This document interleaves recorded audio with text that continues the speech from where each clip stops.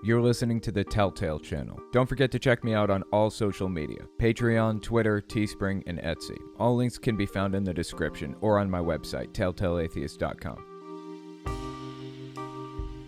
Welcome to the podcast. Thank you guys for coming. Today we're going to be talking about the origins of the name Jehovah and whether or not it's actually God's name. We're going to be talking about activist mommy completely disintegrating over TikTok and healthcare. We're going to be talking about the Mormon Church formalizing punishments for trans members. But before we get into all of that, let's give a listen to some voicemails.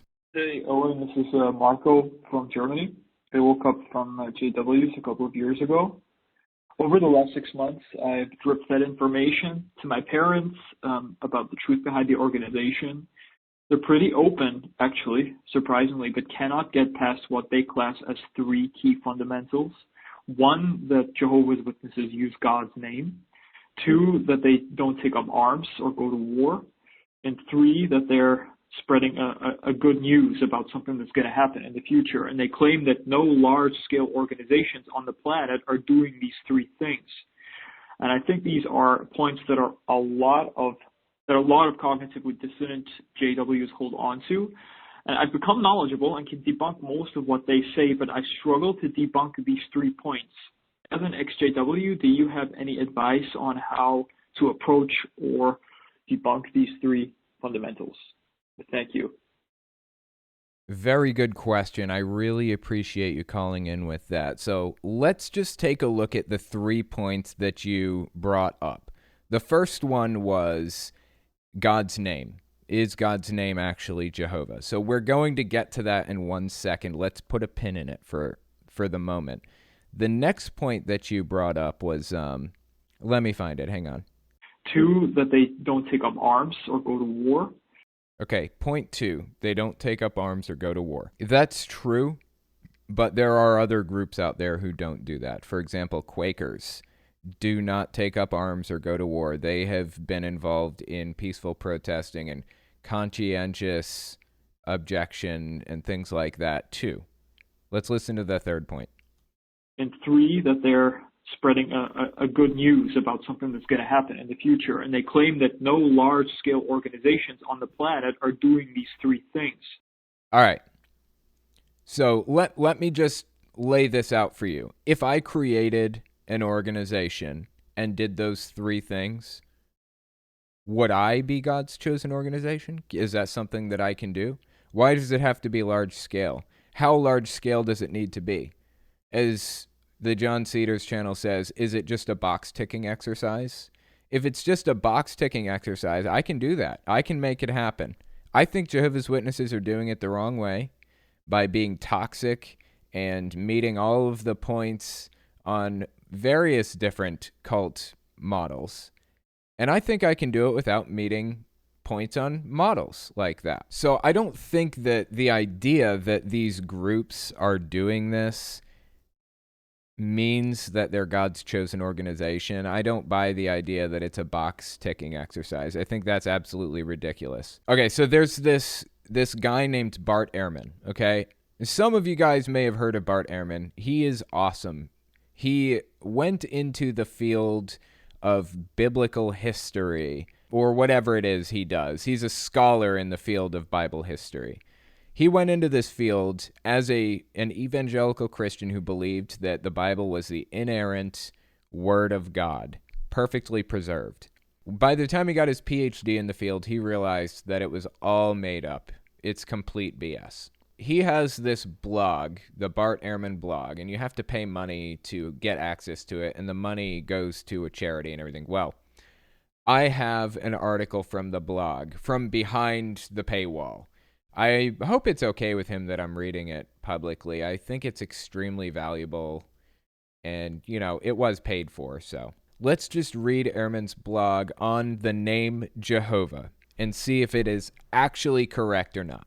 How firmly grounded in reality is the claim of Jehovah's Witnesses that the divine name, Jehovah, belongs in the New Testament? So this is an interesting question with several possible ramifications. At first, I should explain that the divine name Jehovah doesn't belong in either testament, Old or New. in the opinion of most critical scholars outside the ranks of Jehovah's Witnesses. That's because Jehovah was not the divine name. So here's the deal. In the Hebrew Bible, the Christian Old Testament, God is given a number of different designations. Sometimes he's called God. The Hebrew word is El, or more commonly by far the plural form of that word, Elohim, or the Almighty, Shaddai, or God Almighty, El Shaddai, or Lord, Adonai, or, well, lots of other things. But sometimes the God of Israel is actually given his personal name. Like everyone else, he has a name. And his name was 4 squares. It only shows 4 squares here, but I guess the Hebrew letters didn't show up in the PDF, but I can just show you guys what it looks like real quick. This right here, this is what the Tetragrammaton looks like here in the corner. For those of you who are actually watching this live or watching the clip or whatever, this is the Tetragrammaton. It's read from right to left instead of from left to right like typical English is. So this is basically the letter Y, and then H, and then W, and then H again. But we'll get into it more. Those were the letters that were missing from Bart Ehrman's blog, where the squares are. Let's continue reading. His name was YHWH. In English letters, that's what it looks like, YHWH. Written Hebrew, as you probably know, does not use vowels, only consonants. When you speak, of course, you provide the vowels, but ancient Hebrew speakers did not need to see the vowels on the page to know what the vowels were supposed to be, and so only consonants were written. Later, scribes realized that this made reading the texts very difficult for people who were not absolutely fluent in the language, and so they added the vowels to the already written text. They could not very well insert new letters representing the vowels between the consonants, since the consonants were already written on the page and there was no room for letters between them. So they developed a system of points that could be added above and below the consonantal letters to indicate which vowels were to be supplied with each consonant. So there might be a small dot beneath a letter, or a dot next to a letter, or over a letter, or a small line under a letter, or 3 dots arranged like an upside-down pyramid under a letter, or a small T-shape under a letter, and so on, all representing different vowel sounds. You can see a list of Hebrew vowels in a number of places on the internet, including here. It's very, very complex. It's a very complex language. This is not how Hebrew is written anymore, from my understanding. This is like ancient Hebrew. These pointed Hebrew texts are the texts that most of us trained in Hebrew in college or seminary or graduate school learned. I find it hard to read Hebrew in any event, but really, really hard without the vowel points. I have colleagues, on the other hand, who read unpointed Hebrew like the newspaper. So back to the question. The original name of God, the Tetragrammaton, YHWH. Remember, Hebrew is written from right to left, so that in English transliteration, the first letter Y refers to the Hebrew letter blah. That is the furthest to the right, and so on. Consists of 4 letters. It was considered exceptionally, extraordinarily holy. The name was the Tetragrammaton, YHWH. It was the name of God himself. It was so sacred, so distinct from every other word and name in the Hebrew language, that there came a time when Jews thought that it should never, ever even be pronounced. The sacred name is sometimes called the Tetragrammaton, literally meaning the 4 letters. Since it came not to be pronounced, scholars are not absolutely certain how it was pronounced back in the days when it was. It's usually thought, though, that when pronounced, it was Yahweh. So non-Jewish scholars typically refer to the personal name of God in the Old Testament as Yahweh. He was called God or the Almighty or the Lord, but his name was Yahweh. What were Jewish readers supposed to do when they were reading a text that had the unpronounceable name YHWH in it? What were they supposed to say at that point? They couldn't say the name. So were they just supposed to be silent? But how then would anyone know that the Tetragrammaton was in the text at that point? Jewish scribes solved that problem when they started adding points to the unpointed Hebrew text. When the divine name occurred, instead of giving it its pronounceable vowel points, they gave it the points that belonged to the word for Lord, Adonai. When you add the vowels of Adonai to the consonants of YHWH, it makes it very hard indeed to say. And when you do, it's YAHOWAH, Yahovah, kind of like that, Yahovah, when it was originally supposed to be Yahweh. So obviously, we're starting to see how it turned into Jehovah at this point, despite the fact that J's didn't exist until the 1600s. So let's continue reading. This was assigned to the reader not to say the name Yahweh, but to say instead Adonai.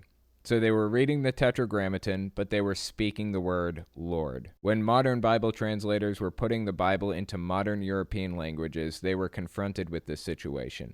There were various solutions devised to express the Tetragrammaton in English. In a lot of Bibles, you may have noticed this, or you may not have. There's a difference in the Old Testament between the word Lord, first letter capitalized, and the word L-O-R-D in all capitals. The first word translates Adonai, and the second word translates to the Tetragrammaton YHWH. That's how, when you're reading a translation, you can tell if the Tetragrammaton is being used. But some translators took the Tetragrammaton with the vowels of Adonai and created an English word for it. In some European languages, the letters Y and J are equivalent, sound the same, as are W and V. Think German. If you spell the name Yahweh as JHVH and add the vowels of Adonai, you get Jehovah. That's a made-up English word, not a Hebrew word. And not before this an English word either. People who claim that Jehovah is the divine name are kind of right, but not really. The divine name was probably Yahweh. Technically speaking, the name Jehovah doesn't occur in the Old Testament at all. And it certainly doesn't occur in the New Testament, which was not written in Hebrew, so it never uses the Tetragrammaton. So anytime you see the name Jehovah from the book of Matthew onward, it's artificially added anyways. The Tetragrammaton is God's name in Hebrew, and the New Testament was written in Greek, not in Hebrew. When the Old Testament came to be translated into Greek, both Yahweh and Adonai were translated by the Greek word kuplok. I don't know how to pronounce that word, which in English letters is kurios. Okay, kurios. It is the Greek word for Lord. It is a word that can be used to refer to your employer, your master, your superior, or to God, or to the personal name of God. And so when the New Testament refers to God as Lord, it is not clear if it's calling him by his personal name or if it's designating him as the Lord. But in neither case, in my judgment, does it make sense to translate the term using the made-up English word Jehovah. So the next question I have is, how do Jehovah's Witnesses respond to this? Because they know all of this, like the governing body. They know this. They know the origin of the name Jehovah. So I went over and I looked it up. I looked up their assessment of it. It's very interesting to get an idea of where they land with it. Let me give you kind of a broad overview of their assessment of it. Bear in mind, it's been a long time since I've read this, so I'm giving you the assessment that I got from it like years ago, last time I read it. They basically say, yeah, we know the Tetragrammaton translates to YHWH, and we know that JHVH is nowhere to be found in the Bible, and that the letter J didn't even exist until like thousands of years after this, was even written, until like the 1600s or something like that. We know all of that, but we're choosing to use Jehovah anyways because it's the English translation. How they came up with the idea that Jehovah is the English translation of Yahweh is completely beyond me. I have absolutely no idea how they came to that conclusion. Or why they'd use the English translation. Why aren't you using the actual name, Yahweh? That's what it actually was. Why are you using something other than what it is? It's totally nonsensical to me. It's a name. You're not supposed to translate it to something different. It's an actual name. Granted, Jesus is a translation into English also. It was Yeshua originally, I believe, not Jesus. Kind of weird that they're using Jesus also. They should probably be using Yeshua instead. Anyway, let's just read like the first two paragraphs of their breakdown of this and see what it says. The divine name, represented by the four Hebrew consonants YHWH in Hebrew, appears nearly 7,000 times in the Hebrew Scriptures. This translation renders those four letters, known as the Tetragrammaton, Jehovah. That name is by far the most frequently occurring name in the Bible. No, it's not. Jehovah is not the most frequently occurring name in the Bible. That is a misrepresentation. Yahweh, I can grant you, may be the most frequently occurring name in the Bible, but not Jehovah. While the inspired writers refer to God by many titles and descriptive terms such as Almighty, Most High, and Lord, the Tetragrammaton is the only personal name they use to identify God. That's true. Jehovah God himself directed Bible writers to use his name. For example, he inspired the prophet Joel to write, "Everyone who calls on the name of Jehovah will be saved."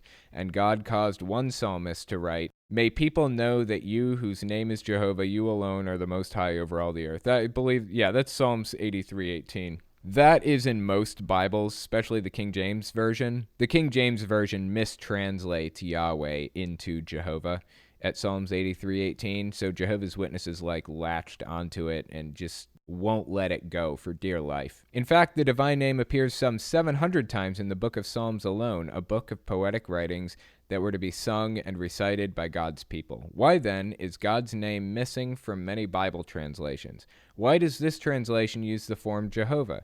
And what does the divine name Jehovah mean? It means nothing. It's made up. It's fabricated. It doesn't have a meaning. Unless you're applying a meaning to it for some weird reason. Don't know why you're an authority on that. Why is the name missing from many Bible translations? The reasons vary. Some feel that Almighty God does not need a unique name to identify him. Others appear to have been influenced by the Jewish tradition of avoiding the use of the name, perhaps out of fear of desecrating it. Yeah, that is true. Jewish people from a long time ago decided not to use the name. They became superstitious. They didn't want to use Yahweh. As we read in Bart Ehrman's paper, they inserted the letters for Adonai, the vowels for Adonai, so that people wouldn't use God's name as cited in the Bible. So that is true. Still, others believe that since no one can be sure of the exact pronunciation of God's name, it's better to just use a title such as Lord or God. Such objections, however, lack merit for the following reasons. Those who argue that Almighty God does not need a unique name ignore evidence that early copies of his word, including those preserved from before the time of Christ, contain God's personal name. As noted above, God directed that his name be included in his word some 7,000 times. Obviously, he wants us to know and use his name. Now, this 7,000 times figure here, I'm a little bit skeptical. Did Jehovah's Witnesses go through the New Testament, and any time they found an instance of the word kurios, which translates to master, superior, or God, or whatever else, did they replace that with Jehovah? I bet they did. And if they did, and then they just counted it up in their Bible, that figure would not be correct. So I'm very skeptical about how many times God's name appears in the Bible. Translators who remove the name out of deference to Jewish tradition fail to recognize a key fact. While some Jewish scribes refused to pronounce the name, they did not remove it from their copies of the Bible. Ancient scrolls found in Qumran near the Dead Sea contain the name in many places. Why does the New World Translation use the form Jehovah? In English, the four letters of the Tetragrammaton are represented by the consonants YHWH. As was true of all written words in ancient Hebrew, the Tetragrammaton contained no vowels. When ancient Hebrew was in everyday use, readers easily provided the appropriate vowels. About 1,000 years after the Hebrew scriptures were completed, Jewish scholars developed a system of pronunciation points, or signs, which we learned about from Bart Ehrman, by which to indicate what vowels to use when reading Hebrew. By that time, though, many Jews had the superstitious idea that it was wrong to say God's personal name out loud, so they used substitute expressions. Thus, it seems that when they copied the Tetragrammaton, they combined the vowels for the substitute expressions with the four consonants representing the divine name. We know that they combined the vowels for Adonai with the four consonants representing the divine name, which are YHWH. So in the end, after it was all said and done, the name came out as YAHOWAH, Yahovah. That's how it was spelled after they put in nonsensical vowels into the Tetragrammaton. Therefore, the manuscripts with those vowel points do not help in determining how the name was originally pronounced in Hebrew. Some feel that the name was pronounced Yahweh, whereas others suggest different possibility. No, it was Yahweh. There are scholars, ancient Hebrew scholars out there today who read unpointed Hebrew, and there is a wide consensus with everybody outside of Jehovah's Witnesses that it was pronounced Yahweh, whereas others suggest different possibilities. Others being Jehovah's Witnesses, I guess. A Dead Sea Scroll containing a portion of Leviticus in Greek transliterates the divine name Io. Besides that form, early Greek writers also suggest the pronunciations Iae, Iabe, or Iue. However, there is no reason to be dogmatic. This coming from Jehovah's Witnesses. There's no reason to be dogmatic. I love it. Thank you, Jehovah's Witnesses. I completely agree. There's no reason to be dogmatic. Zero self-awareness from these people. Zero. This cracks me up, man. I swear, these people have no self-awareness whatsoever. None to be found. Anyways, I'm skeptical of their claim here. A Dead Sea Scroll containing a portion of Leviticus in Greek transliterates the divine name. I'm not saying that didn't happen. I'm just a little bit skeptical. I'd like a little bit of evidence on that. They're not providing any kind of citations or anything here at all. They're just claiming things. So I'm going to withhold belief until proven otherwise on that one. At any rate, they said, there's no reason to be dogmatic. We simply don't know how God's ancient servants pronounced this name in Hebrew. What we do know is that God used his name repeatedly in communication with his people, that they addressed him by that name, and that they used it freely in speaking with others. I love it, man. This is just comical almost. Why then does this translation use the form Jehovah? Because that form of the divine name has a long history in the English language. There you go. That's why they use the name Jehovah. Because they claim it's an English translation. Why they would choose to use the English translation over the actual name is completely beyond me. But there's their reason for using it. The first rendering of God's personal name in an English Bible appeared in 1530 in William Tyndale's translation of the Pentateuch. He used the form Ieuah, I-E-H-O-U-A-H. Over time, the English language changed, adding J's, because J's didn't exist at the time. And the spelling of the divine name was modernized. For example, in 1612, Henry Ainsworth used the form I-E-H-O-V-A-H, basically Jehovah with an I. Again, because J's didn't exist yet, throughout his translation of the Book of Psalms. Then in 1639, when that work was revised and printed with the Pentateuch, the form Jehovah was used. In 1901, the translators who produced the American Standard Version of the Bible used the form Jehovah, where the divine name appeared in the Hebrew text. Explaining why he used Jehovah instead of Yahweh in his 1911 work, Studies in the Psalms, respected Bible scholar Joseph Bryant Rotherham said he wanted to employ a form of the name more familiar while perfectly acceptable to the general Bible reading public. All right, so the bottom line here, that the thing that I'm pulling from this is Jehovah is not the divine name, and they are admitting it in this article, but justifying its use anyways. That's what I'm getting from this article that Jehovah's Witnesses have produced. What Bart Ehrman said was completely accurate and supported throughout the entirety of this article by Jehovah's Witnesses. They just don't care. They just want to use the name Jehovah anyways, despite the fact that it's not God's name. Never was God's name, not even close to God's name. It's a fabrication. So there you go, Jehovah's Witnesses. If you were wondering why Jehovah's Witnesses use the name Jehovah, it's because they like it. When we come back, we're going to listen to a few more voicemails. Then we're going to be getting into Activist Mommy. So give us about 30 seconds and we will be right back.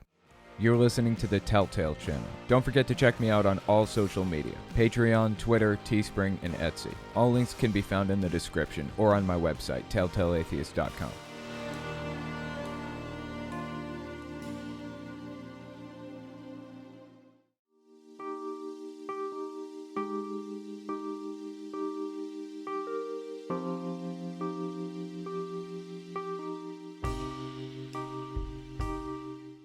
Hey, this is Owen. If you're comfortable, leave your first name and state at the sound of the tiny truck backing up. Hello, Telltale. I'm Germ, and I have a question for you. I'm a big Elizabeth Warren supporter, but I have Bernie riding as a close second. They have a lot of similar ideas and policies. However, a lot of Bernie supporters, the so-called Bernie bros, have really turned me off from joining that camp. I wouldn't go so far as to call it a cult, but I do think there's a lot of cult-like behavior going on over there that I find alarming. What are your thoughts on this? Thanks. I appreciate that phone call, Germ. Mentally diseased. He's an ex-Jehovah's Witness. He's going to be at Faithless Forum this year. If you guys are unaware of what Faithless Forum is, check out the website, faithlessforum.com. I'm going to be speaking there. Germ is actually going to be speaking there too. Holy Kool-Aid, Genetically Modified Skeptic, Shannon Q, Paula Gia, Seth Andrews, Matt Dillahunty. A whole bunch of really cool people are going to be there. John Cedars, Lloyd Evans, he will be there too. Lots of really cool people. So if you want to meet all of us, come to Faithless Forum and meet us. For the ex-Jehovah's Witnesses watching, it's going to be a pretty awesome time.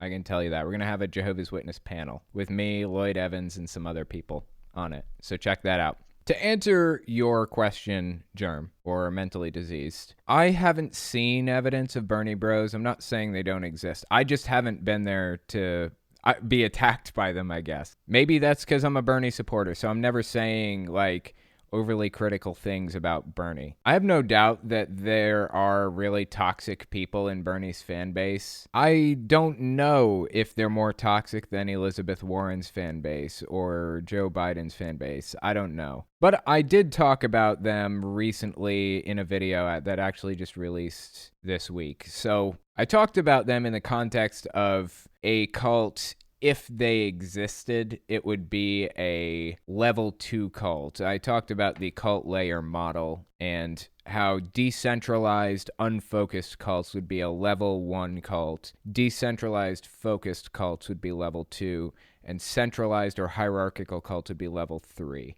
Since Bernie Bros would be decentralized but focused on a single specific figure, I would say they would be a level 2 cult if they did exist. I'm taking your word for it. I don't want toxicity from anybody. I don't want toxicity from any fan base at all. I would like it if people just got along with each other and weren't dicks to each other, honestly. So if they're out there being dicks to people, stop it. I'm on your side here. You should be able to vote for who you feel you want to vote for and not have to worry about Bernie supporters raining hellfire down on you. So even though I'm a Bernie supporter, that's how I feel.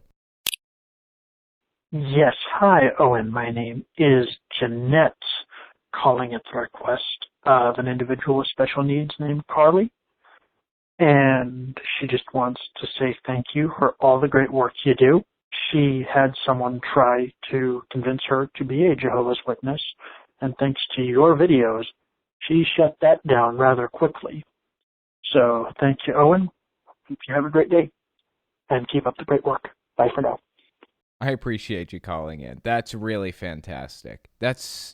I'm so glad to hear that I'm helping people. Just anybody at all, honestly. Like, even one person benefiting from the things that I'm talking about is a win for me. So thank you for calling in. And Carly, I'm glad that you benefited from what I had to say. Thank you for listening. You didn't have to listen to what I had to say. So glad I saved you from that mess that it could have been. Hey, Owen, this is Byron in Georgia. Turns out I've been working on my genealogy just, for something to do. Joseph Smith is my, third or fourth cousin, twice removed, or something like that, like he's blood. So, sorry about all that, and have a good day. So you're the guy, huh?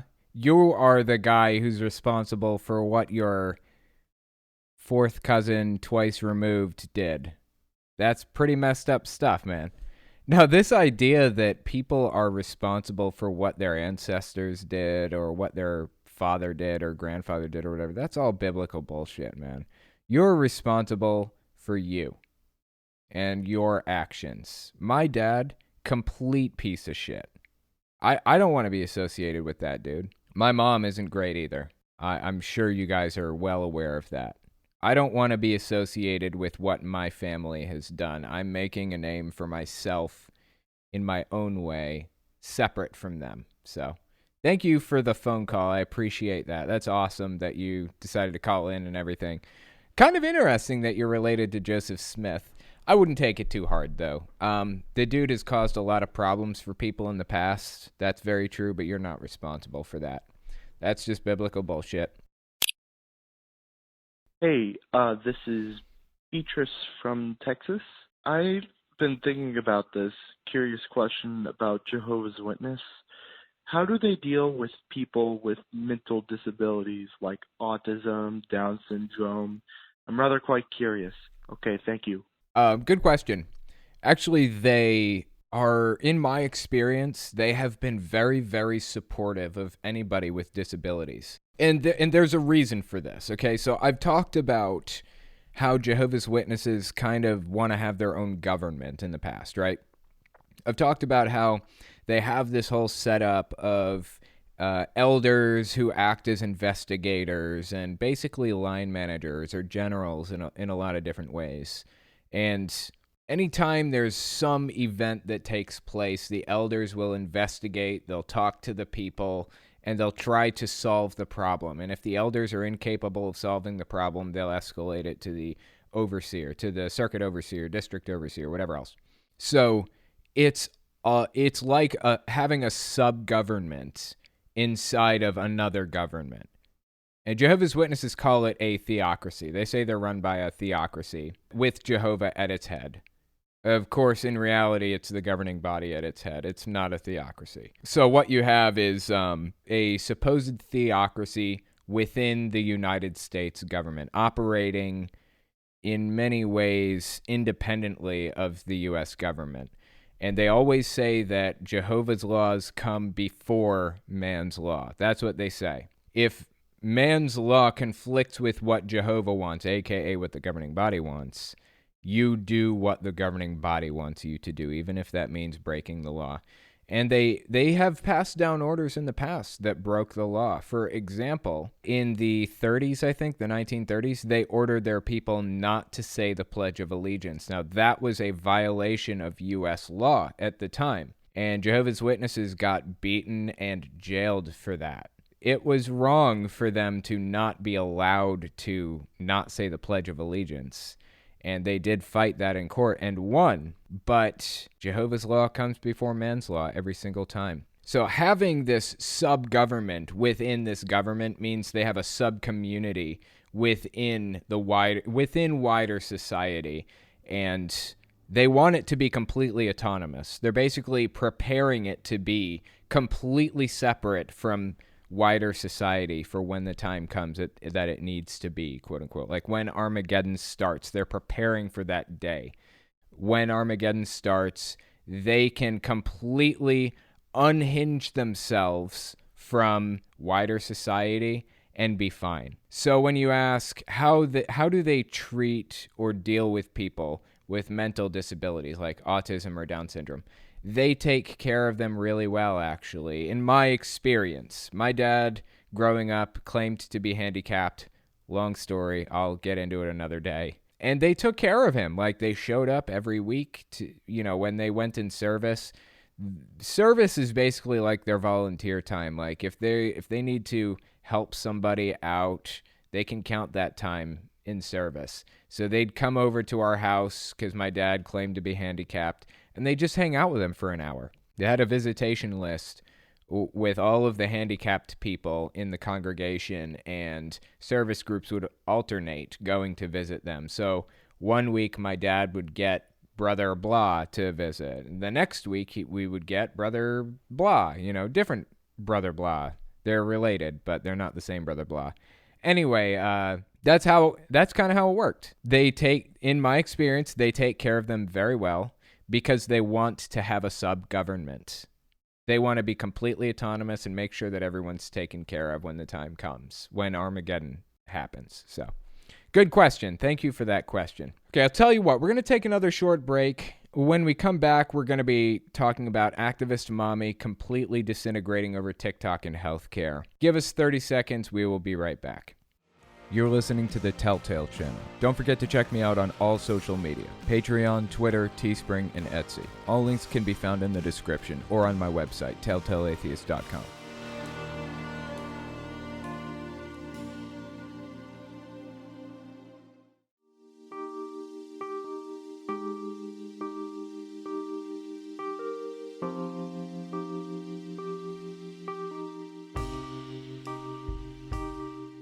Our next article I wanted to take a look at is entitled, "Doctors on TikTok Encourage Kids to Get Vaccines and Birth Control Without Parental Consent." So let's give this article a read and see what it has to say. This is by Activist Mommy. January 25th, 2020 is when this came out. Yet another social media app has turned out to be an avenue for strangers to prey on children and encourage them to sneak behind their parents' backs to acquire secret medical treatment.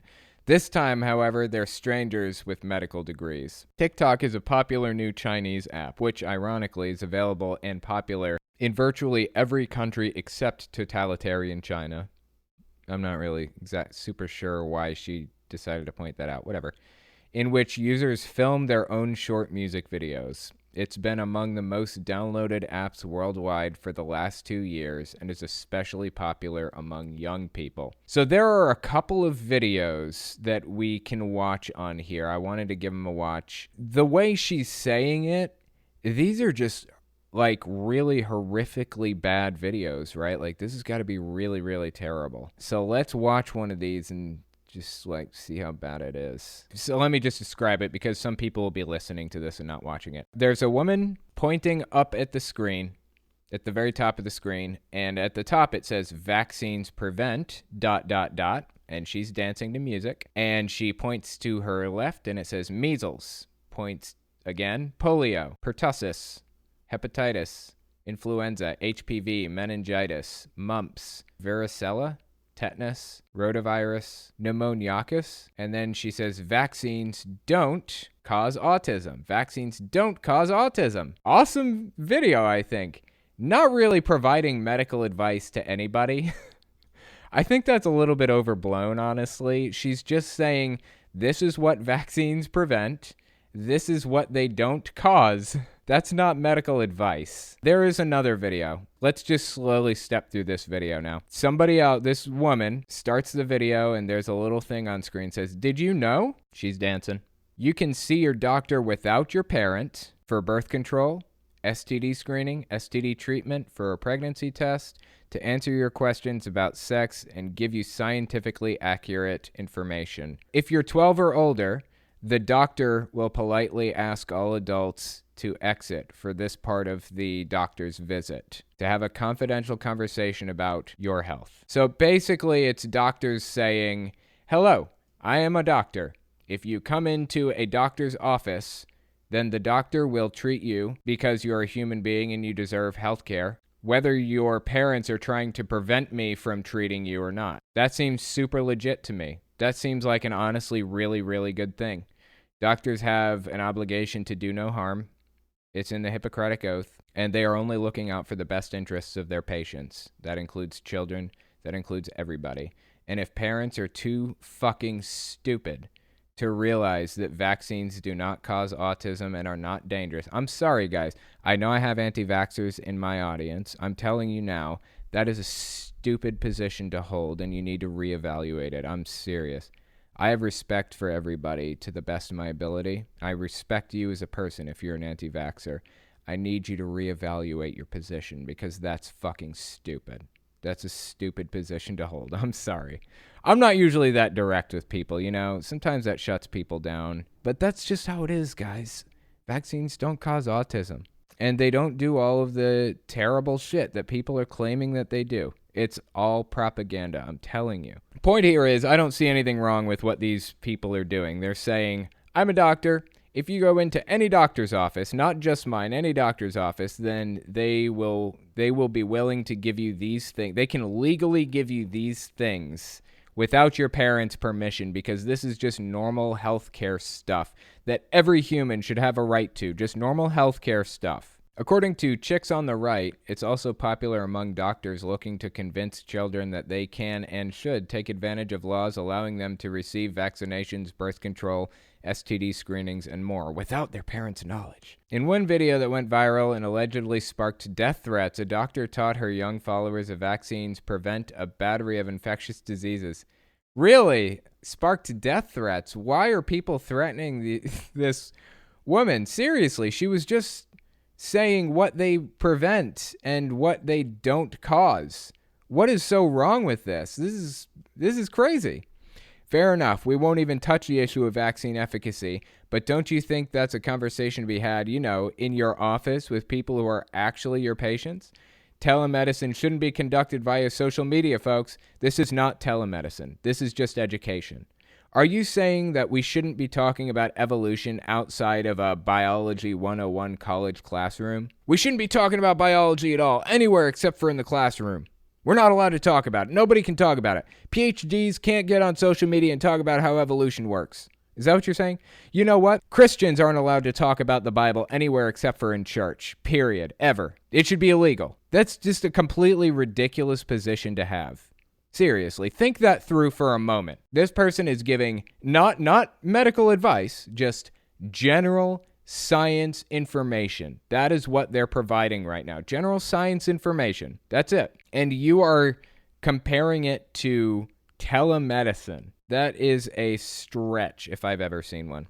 Another doctor who we'll admit has considerably fresher dance moves, oh my God, used the app to encourage kids to seek sexual health services without discussing it with their parents. They should be able to get information if they need it, and pregnancy tests if they need them. I don't see what's so controversial about this. Give them what they need. Give people what they need to have the healthiest society possible. That's what I say.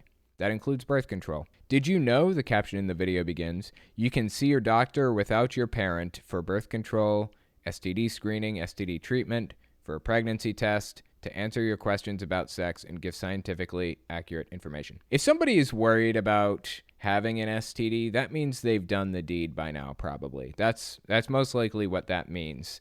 And preventing them from getting STD screening is only going to make the situation worse. They should be able to get STD screening, period, for public safety reasons. It's absolutely absurd to me that that activist mommy, this woman is completely absurd to me, period. She's just an absolutely absurd human being. She's like a caricature of herself. It's like somebody is making an ironic joke about what the most obnoxious right-wing conspiracy theorist nutcase would look like. And here she is. This is her blog article. That's what it looks like. Tell you what, let's take another short break. When we come back, we're going to be talking about the Mormon Church formalizing punishments for trans members. Give us 30 seconds. We'll be right back. You're listening to the Telltale Channel. Don't forget to check me out on all social media: Patreon, Twitter, Teespring, and Etsy. All links can be found in the description or on my website, telltaleatheist.com.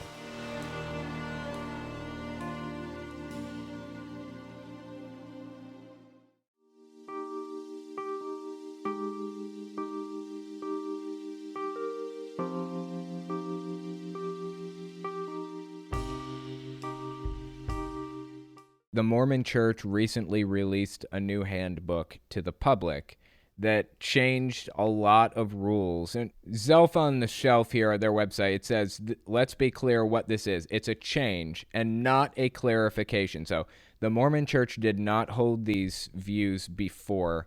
They do now. These are changes. The biggest change, a lot of these are just kind of procedural things, just regular things that don't really affect anybody in their day-to-day life.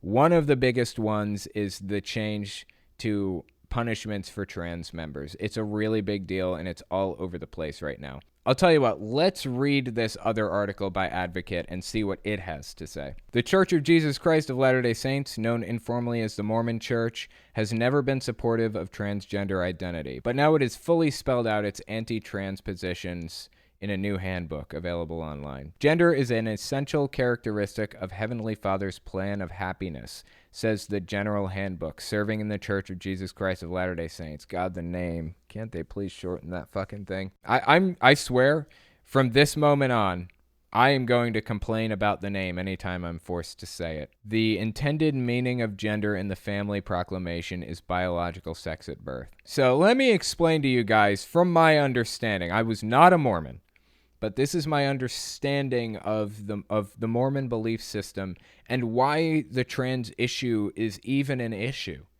It's because they have this analogy in the church where before you were born, you were just a hand.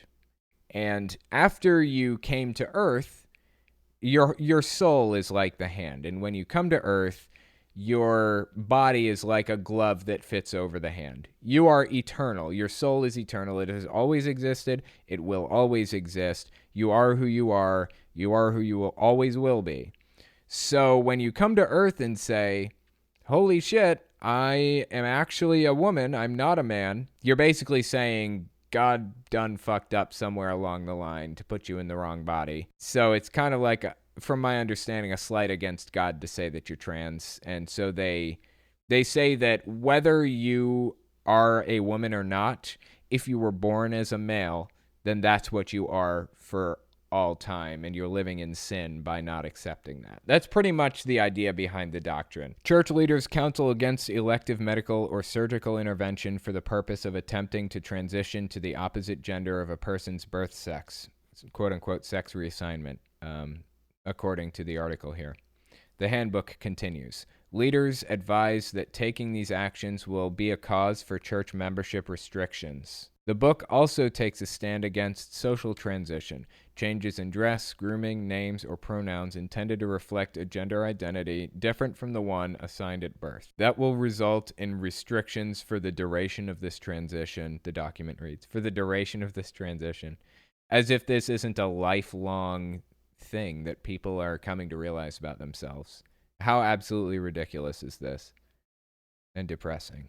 Those restrictions could include limits on temple attendance, although trans people are welcome to be baptized or receive communion, the Salt Lake Tribune reports.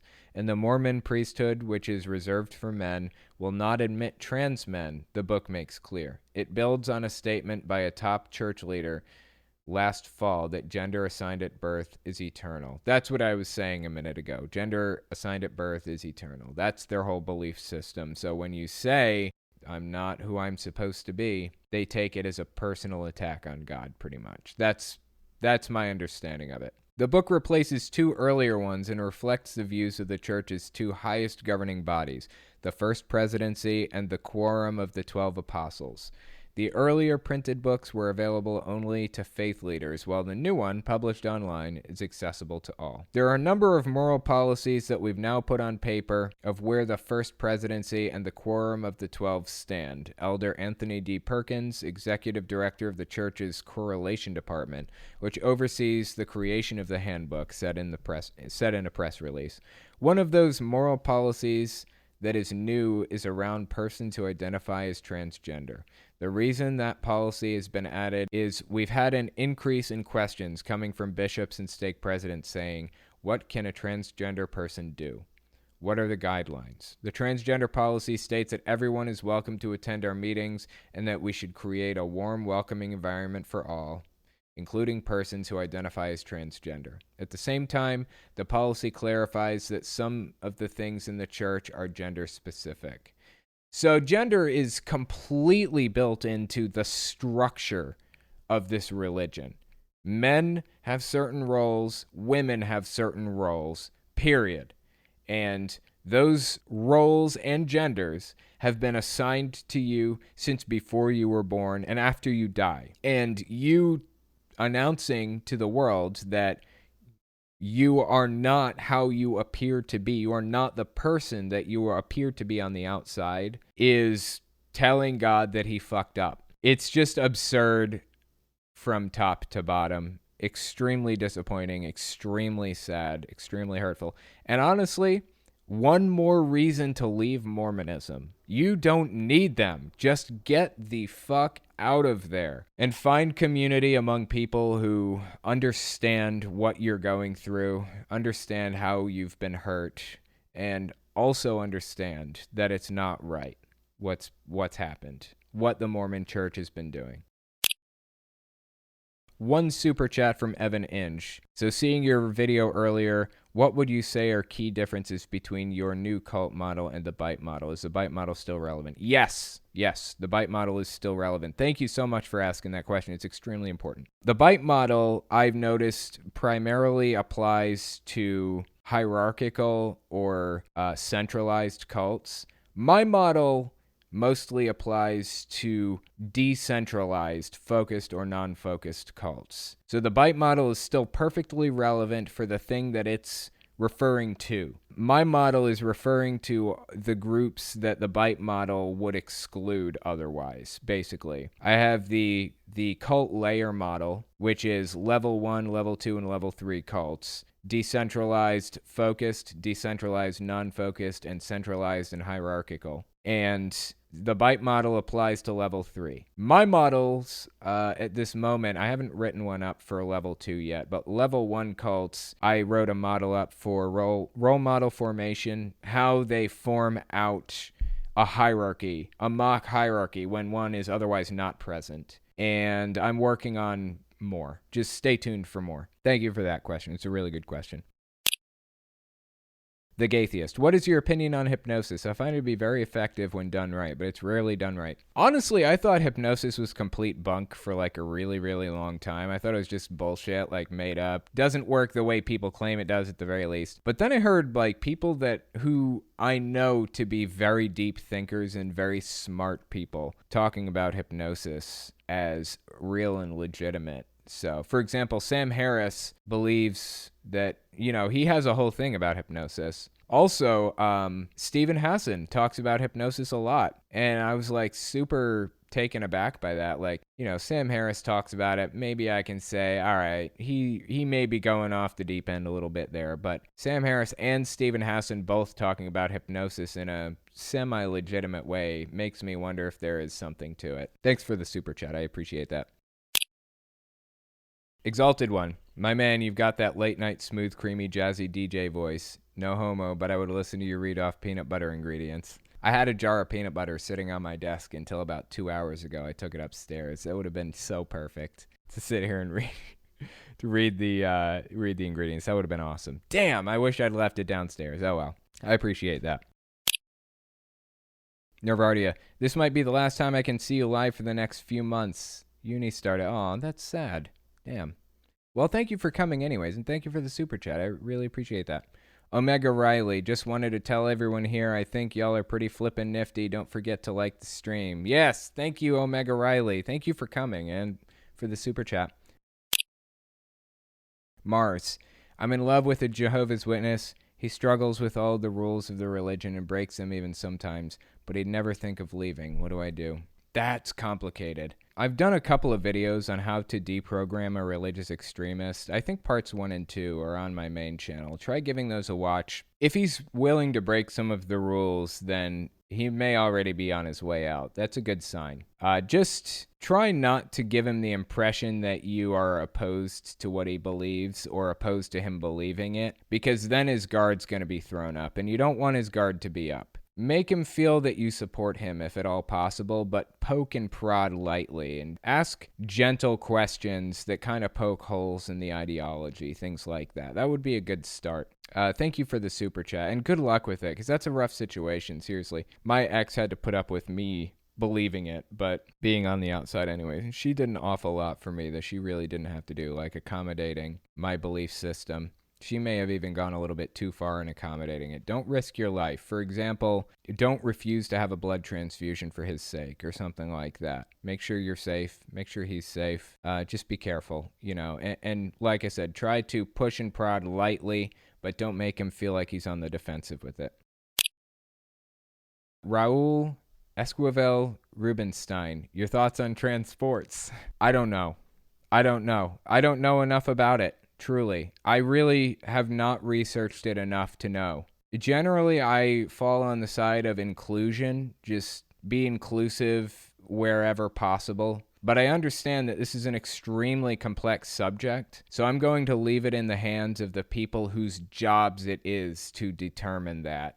And I'm not going to get involved because I am not smart enough in this area to talk about it. I will tell you, though, that I think it's perfectly acceptable to have the conversation. I think it's okay for people to talk about this if they want to. I just don't know, is all. I'm just not knowledgeable enough on the subject to talk about it, so I'm not going to espouse an opinion. Just gonna, by default, try to land on the side of inclusion where possible and trust that the people whose jobs it is to determine these things know what they're talking about and know the science and the math behind it. So there's your answer. It's probably kind of a cop-out answer, but it is what it is. So thank you guys for coming. I will talk to you next week. If you like what I do and you want to make sure I can continue to do it, you can support me in a few ways. First, you can support me on Patreon. That's probably the best way. But if you want to get something back for your support, you can check out my Teespring. I sell all kinds of shirts and stickers and stuff on there. Second, you can support me by checking out my Etsy store. I sell 3D printed stands for every system, from the original Nintendo to the Xbox One. And finally, if you want to support me in other ways, you can check me out on my other channels. I have the podcast channel, which is where I talk about whatever's on my mind. Politics, social issues, whatever. You can also find it everywhere podcasts can be found. Or you can check out the videos on my main channel where I focus on destructive cults. As it is with most channels these days, I rely on the support of viewers like you to keep my channel alive, so sharing my work is extremely helpful. Anyways, check me out in all those places if you haven't already. Thanks for listening, guys.